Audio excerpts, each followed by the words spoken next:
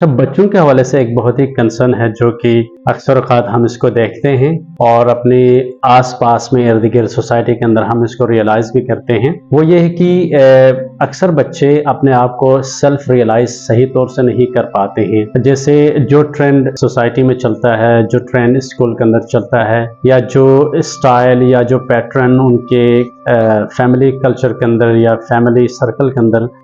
चल रहा होता है, मोस्टली स्टूडेंट उसी को फॉलो करते हैं, बच्चे उन्हीं को उसी पैटर्न को अपनाने की कोशिश करते हैं, तो जिसके नतीजे में वो अपने सेल्फ रियलाइजेशन नहीं कर पाते सही तौर से। यानी इसको अगर दूसरे मानों में हम यूँ कह सकते हैं कि वो अपने सेल्फ इमेज को आइडेंटिफाई नहीं कर सकते हैं, जो कि बहुत खतरनाक चीज़ होती है। यानी इस सेल्फ इमेज में ये होता है कि एक इंसान अपने आप को पहले पहचानने की कोशिश करता है, यानी उसमें उनकी सेल्फ रिफ्लेक्शन क्या होती है कि जिसके अंदर इंसान अपने आप को पहचानने की कोशिश करता है, यानी उसके अंदर क्या स्ट्रेंथ्स हैं और इसके अंदर क्या वीकनेसेस हैं, तो उसके अकॉर्डिंगली वो अपने पॉलिसीज़ को डिज़ाइन करता है और इसके मुताबिक वो अपनी ज़िंदगी गुजारने की कोशिश करता है और वो चीज़ें जो उनके अंदर, वो स्किल्स जो उसके अंदर नहीं पाई जाती हैं, उनको ओवरकम करने की कोशिश करता है, उनको रिफिल करता है और वो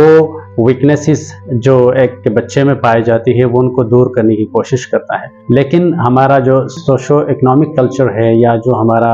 इंडिविजुअल एक मैकेनिज्म बना है, वो कुछ गलत मानों में इसको डिज़ाइन किया गया है। यानी एक बच्चा ज़रूर जो सोशल ट्रेंड में जो भी चीज़ें चलती हैं कलेक्टिवली या इंडिविजुअली, वो इसी पैटर्न को वो फॉलो करने की कोशिश करता है। यानी दोस्त के कहने पे वो उसको ज़्यादा एक्साइटमेंट होती है कि दोस्त ये पहनता है, दोस्त ये कहता है, जिसको हम कहते हैं पीर प्रेशर। यानी जो पीर प्रेशर की वजह से वो बच्चा अपना एक ट्रेंड बना लेता है। लेकिन जब ये बच्चा आहिस्ता आहिस्ता बड़ा होता है, जब वो मुख्तलिफ मराहिल तय करता है, स्कूल के बाद फिर कॉलेज, कॉलेज के बाद यूनिवर्सिटी, अब यूनिवर्सिटी के बाद जब वो प्रैक्टिकल लाइफ में आता है, स्टेप्स को उठाने में बहुत दुश्वारी पेश आती है, वो डिसीशंस लेने में उनको बहुत सारे प्रॉब्लम पेश आती हैं कि जिसके नतीजे में वो इंडिपेंडेंटली कोई डिसीजन ले नहीं सकता है, जो रिस्क को फेस नहीं कर सकता है, बड़े बड़े फैसले नहीं कर सकता है और बड़े बड़े प्लेटफॉर्म्स के अंदर प्लेटफॉर्म्स में जाके वो अपने आप को प्रेजेंट नहीं करता है, वो अपने आइडियाज़ को कंट्रीब्यूट नहीं करता, अपनी सर्विसेज को कंट्रीब्यूट नहीं कर सकता है। अब इन तमाम चीज़ों को ओवरकम करने के लिए द बेस्ट पॉलिसी ये है कि वो सेल्फ रिफ्लेक्शन करें। यानी बच्चे को हम सिखाएं कि वो सेल्फ रिफ्लेक्शन कैसे करें, यानी वो थोड़ा सा टाइम निकालें, अपने आप को थोड़ा सा तन्हाई में ले जाएं और इसमें गौर करें कि मैं कौन हूँ, मैं अंदर से, मेरे अंदर क्या सलाहियतें पाई जाती हैं, मुझ में वो कौन सा बाकमाल खूबी है जिसकी बेस पे मैं अपने आप को तब्दील कर सकता हूँ, यानी वो मुझ में वो कौन सी कमज़ोरियाँ हैं जिनको मैं दूर कर सकता हूँ। तो वो इन चीज़ों में थोड़ा सा एक्सरसाइज करें तो वो अपने सेल्फ रियलाइजेशन की तरफ आ सकता है। और दूसरा नुक्ता ये हो सकता है उनके अंदर कुछ ऐसी इंटरेस्ट पाई जाती है हर बच्चे के अंदर, तो वो इंटरेस्ट को ढूंढ लें, उनमें कौन सी ऐसी चीज़ है जो वो जिसमें वो इंटरेस्ट लेता है। कोई ऐसी एक्टिविटी होगी, कोई ऐसी हॉबी होगी जिसमें वो physically and emotionally and mentally involve होने की कोशिश करता है, जिसमें वो अगर अच्छी राइटिंग करता है तो बेहतरीन हॉबी है। अगर वो अच्छी तरह पढ़ता है, कोई कलाम पढ़ता है, कोई गाना गाता है, कोई भी चीज़ आवाज़ सुरीली है, तो वो उसकी एक बेहतरीन खूबी है, उसकी बेहतरीन स्किल है, तो वो इसको एक्सप्लोर कर सकता है, राइटिंग में एक्सप्लोर कर सकता है, बोलने में एक्सप्लोर कर सकता है। इस तरह बेतहाशा चीज़ें जो इंसान के इंट्रिंसिक स्किल्स कहलाती हैं, सिर्फ देर इस बात की है कि वो इसको एक्सप्लोर करें, उनको आइडेंटिफाई करें। जब हम उनको अनकवर करते हैं, उन हिडन स्किल्स को, उसके ऊपर मज़ीद काम कर सकते हैं, उसको मज़ीद फर्निश कर सकते हैं, उसको मज़ीद अट्रैक्टिव बना सकते हैं। और तीसरी इम्पॉर्टेंट चीज़ है वो बच्चा अपने स्ट्रेंथ्स और वीकनेसेस को आइडेंटिफाई करे कि मुझ में कौन सी ऐसी चीज़ें हैं जो बाकमाल हैं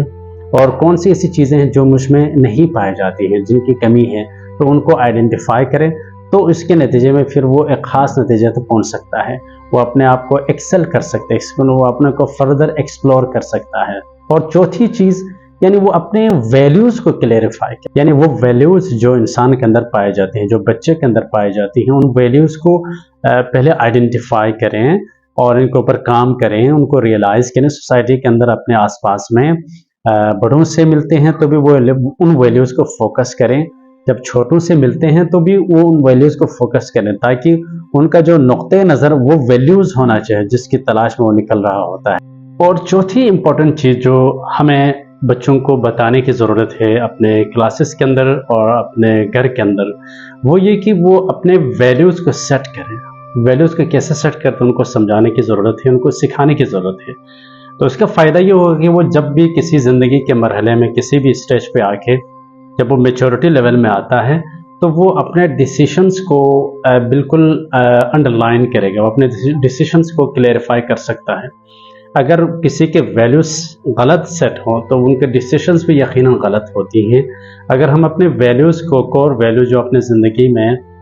पाई जाती हैं, अगर हम उनको सही तौर से सेट करें, इनको सही तौर से अलाइन करें, तो हमारे फ्यूचर के डिसीशंस भी उन्हीं के हिसाब से मैचेबल होती हैं। लेकिन अक्सर ऐसा होता है कि हम अपने वैल्यूज़ को सही तौर से प्रेस्क्राइब नहीं करते हैं, उनको डिफ़ाइन नहीं करते हैं, कि जिसके नतीजे में फैसला साजी के अंदर भी बहुत सारी गलतियाँ कर जाते हैं। और पांचवी चीज़, हमें बच्चों को छोटे छोटे गोल्स सेट करने की तरबियत देनी चाहिए। हमें उनको तरगीब देना चाहिए, उनको ये हुनर सिखाएं कि उनको हम छोटे छोटे गोल सेट करके दे दें। उनको सिखाएं कि आपने ज़िंदगी में कुछ इस तरह के गोल्स आपने सेट करने होते हैं, कुछ स्मॉल लेवल पे, कुछ मीडियम लेवल, कुछ लार्ज लेवल पे। वो उसको कैटेगराइज, क्लासिफिकेशन करें उनके गोल्स की। मसलन ये कि आप उनको ये सिखा सकते हैं कि आप खाने से पहले आपने हाथ धोने होते हैं। हाथ धोने के बाद आपने दस्तरखान पे अदब के साथ, एहतराम के साथ, बग़ैर शोर किए आप बैठना है, और आपने राइट हैंड यूज़ करना है खाने के दौरान। ये सारी छोटी छोटी चीज़ें हैं। और खाने के बाद आपने मुंह धोना है, कुल्ली करना है। ये सारी चीज़ें जो कि हमारी सोसाइटी का हिस्सा भी हैं और हमारे वैल्यूज़ में बहुत कसरत से पाई जाती हैं, या तरबियत का बहुत बड़ा हिस्सा है। अगर हम इनको मज़ीद एम्फसाइज़ करें, इनको मज़ीद रिकॉल करें, इनकी मेमोरी को रिकॉल करें अगेन एंड अगेन, तो ये उनके नेचर का हिस्सा बन जाता है साइकोलॉजिकली। ये वो बेसिक स्किल्स हैं जिनको हम सॉफ्ट स्किल्स कहते हैं। अगर हम उनको शुरू दिन से इनको सिखाएं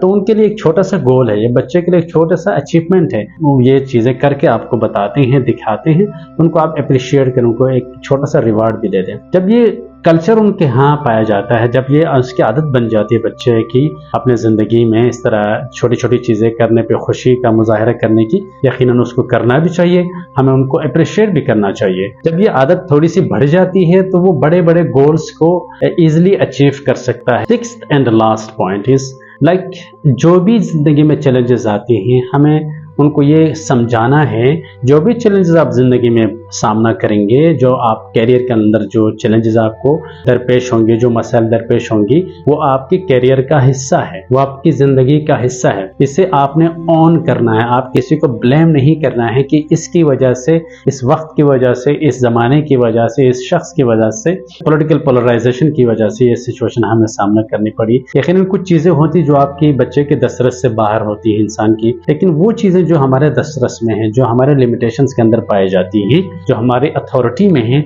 उनको एटलीस्ट हमें ऑन करने की जरूरत है। बच्चे को सिखाएं कि वो ऑन करें। तो वो जब इन चीजों की वो आदत बनाता है अपनी, तो वो कभी भी गिले शिकवे की आदत उनके अंदर पाई नहीं जाती उस बच्चे में, बल्कि वो सिचुएशंस, वो तमाम मसाइल जो उनके ज़िंदगी में दरपेश होती हैं, तो वो बिल्कुल विलिंगली उनको एक्सेप्ट करेगा और उनको काउंटर स्ट्रेटजी के थ्रू उनको सॉल्व करने की कोशिश भी करेगा। तो ये वो आदत है जो एक बच्चे को शुरू दिन से, बचपन से ही एक अच्छा इंसान बनाती है। जब इंसान ये आस्ते आस्ते बड़ा होता है तो वो जब उनको मौका मिलता है या किसी भी गवर्नमेंट के दायरे में सर्व करने की, तो वो आदतें भी उनके अंदर पाई जाती हैं। वो डिसीजन लेने में खुद मुख्तार होता है, वो वैल्यू सेट करने में एक्सपर्ट होता है, और वो जो चैलेंजेस पेश आती हैं उनके इख्तिदार में, और ये सारी चीज़ें वो ऑन करता है और ख़ुद से डिसीजन लेने की कोशिश करता है। वो किसी के इंतज़ार में नहीं रहता है कि आप बताएं तो मैं डिसीजन लूँगा, आप वो समझाएं तो मैं डिसीजन लूँगा, बल्कि वो कहता है कि मैं इंडिपेंडेंट हूँ, मुझे जो भी समझ आती है, जो मेरे इंटरेस्ट में है, जो मेरी नेशनल इंटरेस्ट में है, जो मेरी कम्युनिटी के इंटरेस्ट में है, जो मेरी पार्टी के इंटरेस्ट में है, तो उस बेस पे, लोगों के इंटरेस्ट में जो भी चीज़ें पाई जाती हैं, उस बेस पे वो डिसीजन लेने लगता है। और यही इंसान अपने कैरियर के अंदर कामयाब करार पाया जाता है कि वो अपने तमाम डिसीजंस के अंदर, अपने तमाम मामलात के अंदर इंडिपेंडेंटली इनको हैंडल करने की कोशिश करता है। वक्तन फ़वक्तन वो किसी से रुजू भी करता है, वो कंसल्टेशन भी रखता है, लेकिन मेजरली वो अपने तमाम इंट्रिंसिक स्किल्स के ऊपर वो बेस करता है। वो अपना दारो मदार सब कुछ अपने तमाम सलाहियतों पर रखता है, अपने आप को ज़िम्मा करार देता है, अकाउंटेबल करता है, फिर वो आगे जाके बड़े बड़े काम कर सकता है और ये इंसान बहुत कामयाब हो जाता है। यानी खुलासा अगर हम यूँ कहें, ये वो सॉफ्ट स्किल जिनको हम कहते हैं, जो कि बच्चों में हमें इनकलकेट करने की ज़रूरत है, बच्चों को शुरू दिन से पढ़ाने की ज़रूरत है, स्कूलों में हमें ये चीज़ें समझाने की ज़रूरत है, कॉलेजेस के अंदर हमें समझाने की ज़रूरत है, ताकि वो ज़िंदगी में अच्छे अच्छे फैसले करें और अपनी ज़िंदगी को सही तौर से गुजार सकें।